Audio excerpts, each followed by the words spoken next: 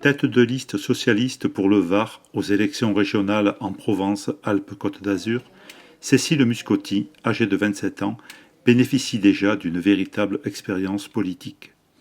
Présidente des Jeunesses communistes, elle est élue au conseil municipal de la Seine sur la liste de Marc Villemot à tout juste 19 ans. En 2010, elle est candidate aux élections régionales sur la liste de Michel Vauzel, mais ne prend sa carte au Parti socialiste qu'en 2012. Le contexte électoral n'est pas vraiment favorable aux candidats de gauche et à ceux du PS en particulier. Comment abordez-vous cette campagne dans un département acquis à la droite où l'extrême droite a conquis 3 communes aux dernières municipales? À la fois très sainement et à la fois avec beaucoup de sérieux parce qu'effectivement le département du Var et l'ensemble de la région PACA aux dernières échéances électorales a montré une entrée en puissance des idées extrêmes. Donc il y a ce contexte politique à prendre en compte, ce contexte des valeurs qui sont aujourd'hui extrêmement bousculées. Après, au-delà de ça, on va porter dans un premier temps, à travers cette campagne, un bilan extrêmement bon de notre région. Donc on a très peu de soucis à ce niveau-là. Il suffit juste d'essayer de voir comment on va pouvoir le porter pour qu'il soit le plus lisible possible. Un bon bilan dans quel domaine principalement? Un bon bilan, et je le dis très honnêtement, sans aucune démagogie, dans tous les domaines. Dans le domaine de l'emploi, dans le domaine de la formation professionnelle, apprentissage ou formation professionnelle continue, dans le domaine de l'environnement, dans le domaine de l'innovation, où l'intérêt aussi de notre institution et de la région PACA, c'est d'avoir pu mettre en place une véritable transversalité à travers les domaines. Lorsque vous êtes en campagne sur le terrain, que vous rencontrez des demandeurs d'emploi, comment réagissent-ils? Est-ce qu'ils vous tiennent à rigueur finalement de la politique du gouvernement qui ne porte pas ses fruits, d'une courbe de l'emploi, du chômage qui ne s'inverse pas? Évidemment, lorsqu'on croise les demandeurs d'emploi, et on en croise évidemment pas mal, il y a à la fois cette patience qu'ils n'ont plus, et nous sommes là pour l'entendre. Mais lorsqu'on discute avec eux et qu'on explique, qu'on prend le temps de démontrer l'ensemble des dispositifs qui sont en train de se mettre en place, et on essaie de leur faire comprendre qu'on est conscient de la situation et de l'urgence de leur situation, mais que malheureusement, les dispositifs d'accompagnement, que ce soit de l'insertion professionnelle, de l'accès à la qualification, prennent du temps, mais que les actions sont là. En matière d'environnement, vous devez très prochainement discuter du projet de ligne ferroviaire à grande vitesse.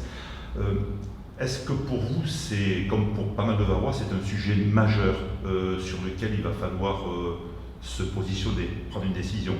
C'est un sujet qui sera au cœur de la campagne, mais pas que, et on revient avec cette idée de transversalité, parce que transport et environnement sont intimement liés, et Michel Vauzel et l'équipe sortante l'a toujours compris et a toujours travaillé dans ce sens.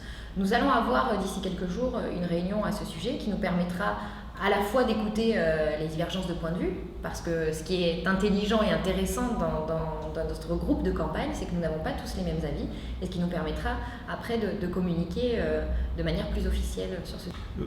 D'autres dossiers majeurs concernant l'environnement vous viennent à l'esprit? Alors, on en a peu parlé et c'est peut-être ce qu'on peut nous reprocher, c'est-à-dire ne pas prendre le temps de communiquer de manière assez lisible.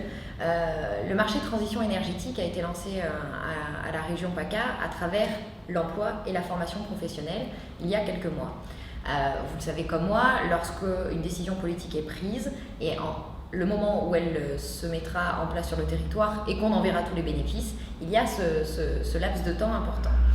On est en train de voir remonter les chiffres de demandeurs d'emploi, de salariés précaires qui bénéficient de ce marché de transition énergétique pour réintégrer alors soit une entreprise parce qu'ils étaient en situation de non-emploi, soit une montée en compétences ou une stabilisation de leur situation professionnelle.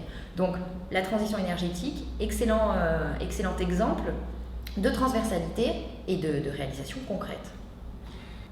Concernant la position actuelle d'Europe Écologie Les Verts et du Front de Gauche qui refuse de faire liste commune avec justement la liste socialiste, est-ce que vous pensez que la situation peut évoluer?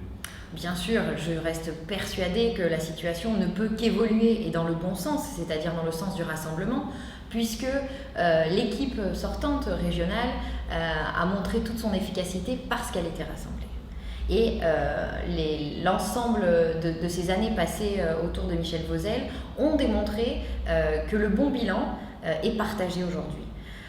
Après, il faut être très honnête, chaque parti politique a envie de poser ses pions de manière plus stratégique, mais les discussions qui ont eu lieu avec Europe Écologie Les Verts ont été très claires sur le projet. Nous sommes d'accord. Christophe Castaner place à un même niveau Christian Estrosi des Républicains et Marion Maréchal Le Pen du Front National en déclarant se retrouver aujourd'hui face à deux candidats d'extrême droite.